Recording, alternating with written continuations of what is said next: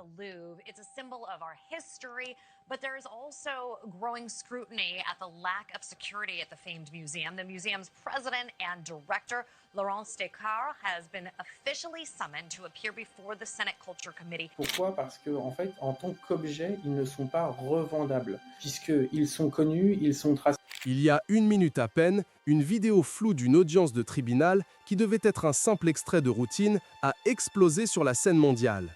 Alors que 4 hommes étaient menottés, une silhouette familière est apparue au bord du cadre. Laurence Descartes, la directrice du Louvre elle-même, est la première femme à occuper ce poste en 230 ans d'histoire.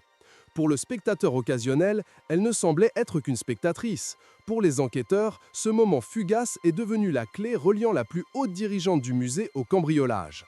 Maintenant, la police française et le FBI sont intervenus, l'arrêtant comme la supposée complice des voleurs.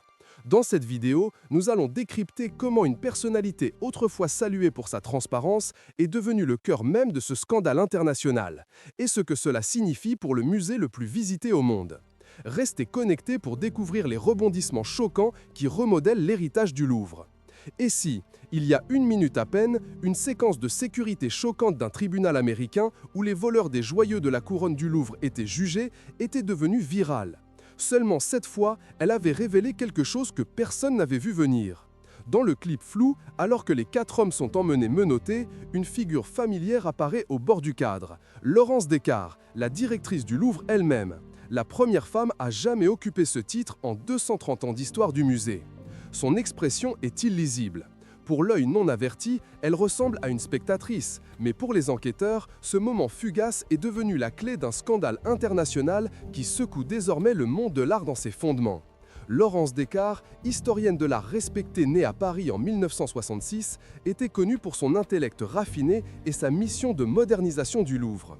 Elle avait passé des décennies à gravir les échelons culturels, de la conservation de chefs-d'œuvre du 19e siècle au musée d'Orsay à la direction du musée de l'Orangerie, avant d'être nommée par le président Emmanuel Macron en 2021 pour diriger le musée le plus visité au monde. Pendant des années, elle a été perçue comme le symbole de la transparence, de l'accessibilité et du renouveau de la diplomatie artistique française. Mais ce soir, la même femme, autrefois louée pour avoir préservé l'héritage de la Joconde, est maintenant soupçonnée d'avoir aidé des voleurs à s'échapper avec les joyaux de la couronne de France. Dans la vidéo d'aujourd'hui, nous allons décortiquer ce rebondissement incroyable. Comment une conservatrice de renommée mondiale s'est retrouvée mêlée au plus grand cambriolage d'art du siècle. La séquence vidéo virale du tribunal a relancé des questions que les enquêteurs pensaient résolues. Comment une équipe de 4 hommes a-t-elle pu infiltrer les coffres ultra sécurisés du Louvre, désactiver les alarmes et dérober des diamants historiques autrefois possédés par la monarchie française? Tout cela sans aide interne. De nouveaux documents suggèrent que les systèmes de sécurité du Louvre avaient été temporairement désactivés le jour même du cambriolage, prétendument sous l'autorisation directe de la directrice pour une inspection de maintenance. Des initiés affirment maintenant que ces ordres ont donné aux voleurs une fenêtre de 20 minutes, juste assez de temps pour mener à bien une opération de précision impliquant une grue de construction, des découpeurs thermiques et une fausse équipe de restauration. Dans de nouveaux rapports exclusifs, un spécialiste des crimes liés à l'art du FBI signale des emails cryptés tracés entre Paris et New York sous un nom de code Caroline D. La piste numérique, disent-ils, mène directement au compte interne de Descartes au musée, où elle a approuvé des rotations de nuit de dernière minute, remplaçant opportunément 2 gardiens expérimentés par des contractuels dont l'identité reste non vérifiée. Mais qu'est-ce qui aurait pu pousser une femme comme Laurence Descartes, quelqu'un de célébré pour son intégrité culturelle, à tout risquer? Des sources proches de l'enquête décrivent un réseau complexe de pression, d'ambition et de trahison. Depuis 2023, le Louvre était confronté à une baisse des financements de l'État et à des coûts de restauration massifs estimés à plus de 800 millions d'euros. Dans les coulisses, Descartes avait poussé un partenariat controversé avec des investisseurs privés, y compris une fondation discrète de prêt d'œuvres d'art liée à Dubaï et Genève. Certains spéculent maintenant que les joyaux volés auraient pu être une garantie dans une manœuvre financière à haut risque qui aurait terriblement mal tourné. Puis est venue la séquence, floue, tremblante mais indéniable. Dans le clip nouvellement divulgué de l'intérieur de la salle d'audience, Descartes est vu chuchoter quelque chose à l'un des voleurs accusés juste avant qu'il ne soit emmené. Des experts en lecture labiale affirment qu'elle a articulé les mots « ça ne devait pas se passer comme ça ». En quelques heures, les réseaux sociaux ont explosé. Des hashtags comme Louvre-scandale et hashtag directrice de la trahison ont commencé à devenir viraux dans le monde entier. Selon un ancien officier du renseignement français interrogé pour cette enquête, Descartes subissait une immense pression politique. Elle a hérité d'un musée confronté à des failles de sécurité et à des déficits financiers. Si elle s'est trop rapprochée de personnes qui promettaient des solutions, elle n'a peut-être pas réalisé qu'elle était manipulée avant qu'il ne soit trop tard. Les retombées ont été catastrophiques. Plusieurs membres de son équipe exécutive ont démissionné. Les législateurs français ont exigé une enquête parlementaire sur une négligence systémique ou une collusion potentielle au Louvre. Et bien que Descartes ait publiquement nié toute faute, affirmant qu'elle avait offert sa démission par sens des responsabilités, non par culpabilité, la séquence nouvellement diffusée a jeté sa défense dans le chaos. Dans l'un des détails les plus troublants, les enquêteurs ont retrouvé des notes manuscrites dans son bureau datées de 2 jours avant le cambriolage. Parmi les croquis et les plans d'exposition pour une future exposition intitulée « Les trésors de la République », une seule phrase se distingue, encerclée à l'encre rouge. Parfois, l'histoire doit être réécrite pour survivre. Imaginez une matinée parisienne lumineuse, la façade historique du Louvre baignée d'une lumière dorée, tandis que les touristes déambulent dans ses salles de marbre. Soudain, le musée le plus célèbre du monde tombe entre les mains d'un complot criminel qui semble tout droit sorti d'un thriller hollywoodien. Une seule vidéo, anodine en apparence, circule désormais en ligne, capturant le moment précis où les voleurs sont emmenés, révélant la silhouette d'une directrice en qui tout le monde avait confiance. L'apparition soudaine de la vidéo transforme la salle d'audience en un témoignage vivant de trahison et d'intrigue, un moment qui pousse chaque institution culturelle au bord de la réévaluation de sa propre sécurité. Le cambriolage lui-même était un chef-d'œuvre d'orchestration. Une fausse équipe de restauration, complète avec des casques peints à la bombe et des gants usés, est entrée au Louvre à l'aube, prétendant réparer un régulateur de température prétendument défectueux. Ont été installés en 2020 et sont présentés comme ultra sécurisés par l'entreprise grecque qui les a fabriqués. Pourtant, pendant que le personnel de sécurité du musée regardait les lumières du système s'étendre, les voleurs se sont faufilés à l'intérieur, leurs mouvements guidés par des cartes étudiées pendant des semaines. Des couteaux thermiques ont découpé le verre le plus épais, ce qui aurait pris des heures dans tout autre contexte. Dans les 20 minutes, les gemmes ont disparu de leurs vitrines retaillées en forme moderne qui brouillait la frontière entre patrimoine et marchandises. Les autorités américaines avaient été alertées par une information selon laquelle les diamants volés pouvaient être passés en contrebande hors de France avec une relative facilité. Le FBI, ainsi que l'énigmatique unité ICE, a retracé le chemin des gemmes volées à travers un réseau complexe de marchands du marché noir en Europe de l'Est et au Moyen-Orient. Chaque diamant, autrefois partie des insignes d'une impératrice, a été retaillé en forme moderne, les rendant indiscernables des bijoux courants vendus dans les prêteurs sur gage et les maisons de vente aux enchères clandestines. La valeur contextuelle de la couronne originale, son histoire, son association avec l'impératrice Eugénie a été dépouillée, remplacée par un froid registre d'actifs bruts pouvant être rapidement liquidés. Lorsque les nouvelles preuves ont fait surface, une avancée majeure est venue d'échantillons médico-légaux prélevés dans un camion nacelle stationné à un pâté de maison de la scène du crime. De minuscules carrés adhésifs, discrets en eux-mêmes, ont capturé des empreintes digitales, des fibres et même un léger résidu de poussière de diamant qui avait été retiré de l'intérieur de la couronne. En comparant ces échantillons avec des objets personnels trouvés en possession de 2 hommes déjà en détention française, les enquêteurs ont pu tracer une piste de miettes de pain du Louvre aux résidences des suspects. Le travail médico-légal a révélé l'ampleur de la planification des voleurs. L'itinéraire, l'entrée, la sortie, le stockage de la couronne, tout avait été répété à la quasi-perfection. La séquence vidéo de l'audience qui est devenue virale n'est pas seulement un témoignage de l'habileté des criminels, c'est une mise en garde sur la sécurité et l'accessibilité.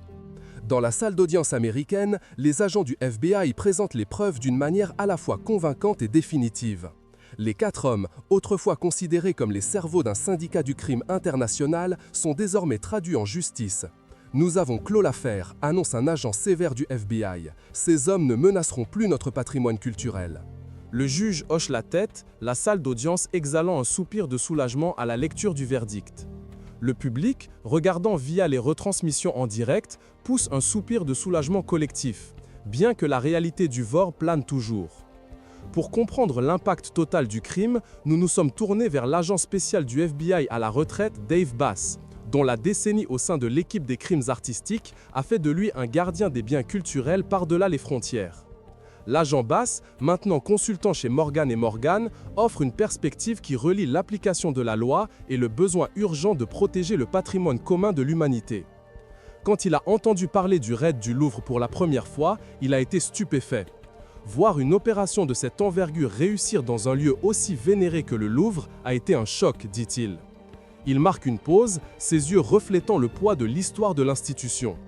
Cela ressemble à une scène de film, mais les conséquences sont très réelles. L'agent Bass établit une comparaison avec des vols d'art de grande envergure passés.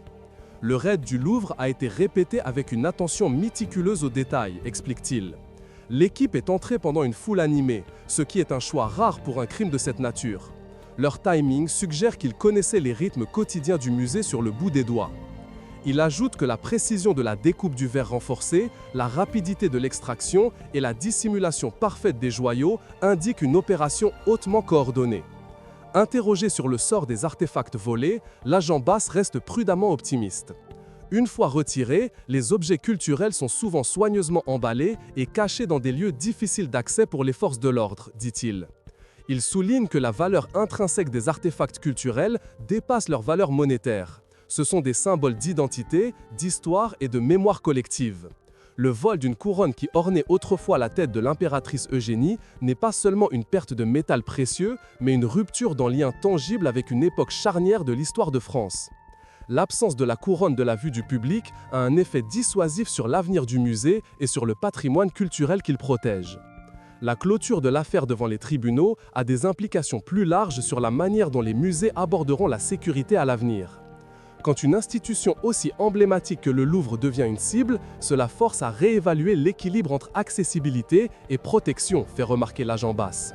Les musées doivent investir non seulement dans des moyens de dissuasion physique comme des caméras et des vitrines renforcées, mais aussi dans des approches basées sur le renseignement qui anticipent les menaces internes potentielles et les capacités évolutives du réseau de crimes artistiques.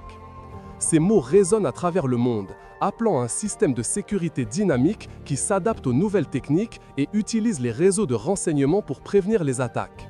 La disparition de la couronne est un rappel brutal que le passé n'est jamais vraiment sûr et que le protéger exige une vigilance à la hauteur de l'ingéniosité de ceux qui chercheraient à le nier.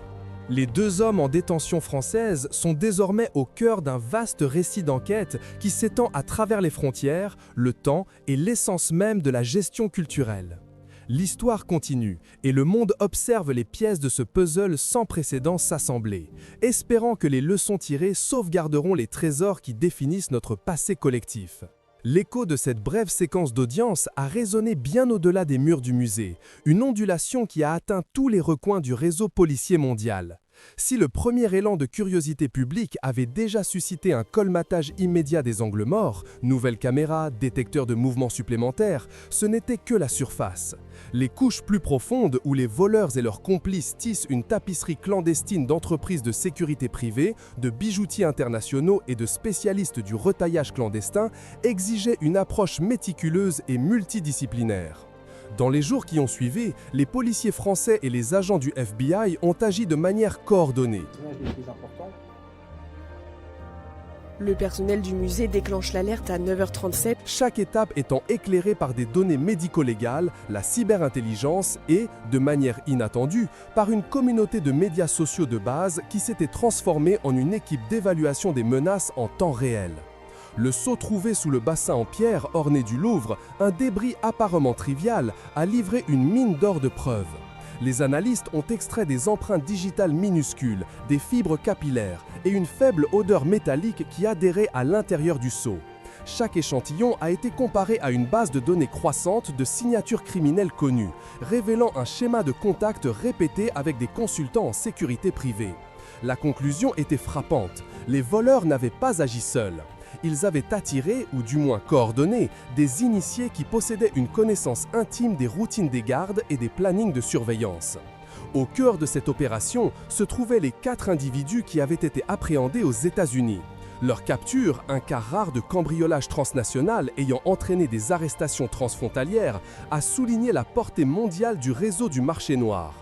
Les agents du FBI, travaillant aux côtés des forces de l'ordre locales, ont utilisé leurs unités de cyberintelligence pour pénétrer des canaux cryptés qui avaient auparavant été jugés impénétrables. L'analyse des métadonnées a révélé le moment des messages cryptés, mettant en évidence un modèle de communication qui coïncidait avec les mouvements des voleurs à Paris. Chaque frappe de clavier, chaque ping de géolocalisation, chaque en-tête de paquet est devenue une miette de pain menant aux gemmes originales avant qu'elles ne disparaissent dans les bas-fonds du marché. Le parcours médico-légal ne s'est pas arrêté à la surface. Les analystes ont commencé à examiner les composants métalliques de la couronne à la recherche de microtraces de plomb, d'étain et d'autres marqueurs d'alliage qui pourraient trahir le processus de retaillage. Cette approche granulaire, souvent décrite comme une analyse de microchimie, permet aux enquêteurs de cartographier la chaîne de possession avec une précision sans précédent. Lorsqu'une gemme est retirée de son sertissage original, ses propriétés optiques peuvent changer radicalement. Les spécialistes du retaillage, maîtres en Israël, sont connus pour altérer l'éclat d'une pierre, réduisant ainsi sa valeur, mais augmentant son attrait illicite pour certains acheteurs. En identifiant le moment exact du retaillage, les enquêteurs peuvent potentiellement isoler les pierres manquantes, les suivre à travers des ventes privées et les ramener dans la sphère publique. La surveillance publique, étonnamment, est devenue un atout dans cette opération complexe. La légende d'un utilisateur de TikTok signalant un angle mort dans la galerie inférieure a déclenché une inspection immédiate et plus approfondie qui a révélé une caméra partiellement obstruée. Un message Instagram notant l'absence de détecteur de mouvement près de la vitrine de la couronne a déclenché un audit qui a corrigé cette vulnérabilité. Ces pistes générées par les citoyens, agrégées par des équipes professionnelles, ont créé une nouvelle boucle de rétroaction. La capacité d'analyse du public est devenue un catalyseur pour les avancées de l'enquête. Alors que les experts en sécurité et les forces de l'ordre passaient les données au crible, ils ont trouvé un schéma.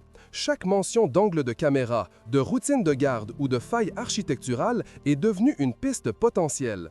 La synergie entre les médias sociaux et le travail d'enquête a marqué un tournant dans la manière dont la protection du patrimoine culturel pourrait tirer parti de l'intelligence collective. Derrière cet effort collectif se trouvaient des facteurs humains qui n'avaient jamais été pleinement appréciés. Le personnel du musée, qui se sentait autrefois en sécurité grâce à ces systèmes robustes, se retrouvait désormais à remettre en question l'adéquation de sa formation à la conscience situationnelle. La crainte que la routine puisse être exploitée a instillé une nouvelle méfiance chez chaque employé. En réponse, les programmes de formation ont été remaniés pour mettre l'accent sur l'évaluation des menaces, les protocoles de réponse rapide et une culture de la vigilance. Chaque membre du personnel est devenu un défenseur de première ligne du patrimoine, équipé pour reconnaître les anomalies et agir de manière décisive. Les touristes aussi portaient une méfiance nouvelle. La sécurité des espaces culturels avait été subtilement altérée et l'expérience de la visite d'un musée incluait désormais une nuance de prudence. La trajectoire de l'enquête a également impliqué un minutieux parcours médico-légal à travers les composants de la couronne.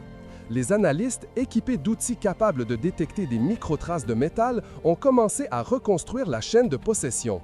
En examinant les traces de plomb et d'autres résidus métalliques, ils ont pu identifier les moments où des altérations ou retaillages auraient pu avoir lieu.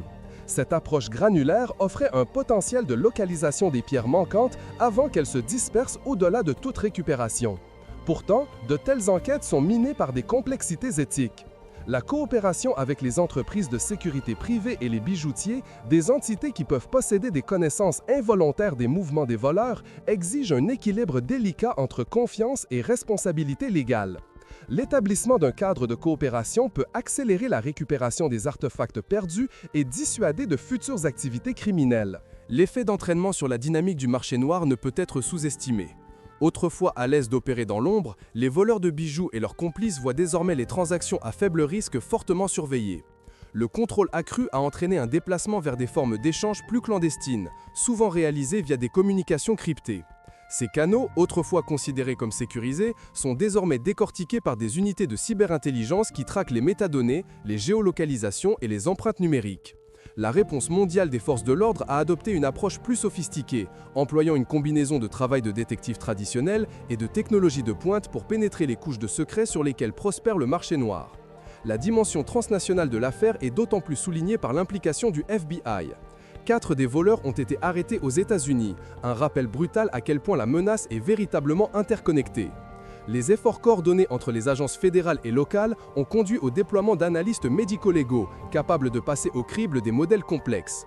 L'attention s'étend au-delà de l'évidence, englobant des unités de cyberintelligence qui suivent les communications cryptées, les métadonnées et les empreintes numériques. Leur objectif, réprimer les échanges clandestins du marché noir et découvrir les chemins cachés qui ont permis aux gemmes volées de voyager à travers les frontières avec une détection minimale. Pendant ce temps, le discours sur les médias sociaux entourant l'affaire a évolué pour devenir un forum dynamique d'actualisation en temps réel. Staffing levels at the time and possible links to organized crime. Investigators are also saying that it may have been an inside job, or at least someone with some kind of knowledge of the gallery's layout and security. The museum itself was already facing pressure for its lax security. Internal audits showed that large portions of the museum lacked full video surveillance despite some previous warnings saying that the Louvre lacks the necessary equipment to keep the art inside safe. Des témoins, des experts en sécurité et des spectateurs curieux ont partagé des observations sur les angles de caméra, les routines de garde et les vulnérabilités architecturales. Ces commentaires, agrégés par les équipes d'enquête, ont offert des pistes inattendues. La voix collective du public, dans sa capacité d'analyse, est devenue un catalyseur pour de nouvelles investigations. Par exemple, la légende d'un utilisateur de TikTok, « Avez-vous remarqué l'angle mort dans la galerie inférieure ?» a stimulé une inspection plus approfondie qui a révélé une caméra partiellement obstruée. De même, un message Instagram qui soulignait l'absence de détecteur de mouvement près de la vitrine de la couronne a déclenché un audit immédiat de cette section par des consultants en sécurité français. La synergie entre la surveillance publique et l'enquête professionnelle a inauguré une nouvelle ère de sécurité collaborative. La réponse du Louvre n'a pas été de simplement colmater les brèches physiques, il s'agissait d'aborder les facteurs humains sous-jacents. Les programmes de formation mettent désormais l'accent sur l'évaluation des menaces et les protocoles de réponse rapide dans les grandes institutions. En cultivant une culture de la vigilance où chaque membre du personnel reconnaît son rôle de défenseur de première ligne du patrimoine, les musées visent à créer un environnement où la moindre anomalie n'est pas seulement remarquée, mais traitée rapidement. Au-delà des aspects procéduraux et tactiques, le vol a résonné à un niveau profondément humain. Le personnel du musée, qui se sentait autrefois en sécurité dans ces systèmes robustes, est désormais aux prises avec la connaissance que ces routines peuvent être exploitées. Les employés qui se sentaient en sécurité et grâce au système robuste entourant la vitrine de la couronne se sont maintenant retrouvés à remettre en question l'adéquation de leur formation en matière de conscience situationnelle. Les touristes portaient une méfiance nouvelle, leur sentiment de sécurité dans les espaces culturels subtilement altérés.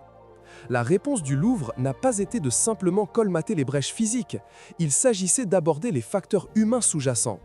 Dans la trajectoire de l'enquête, un minutieux parcours médico-légal à travers les composants de la couronne s'est déroulé. Les analystes, équipés d'outils capables de détecter des micro-traces de métal, ont commencé à reconstruire la chaîne de possession.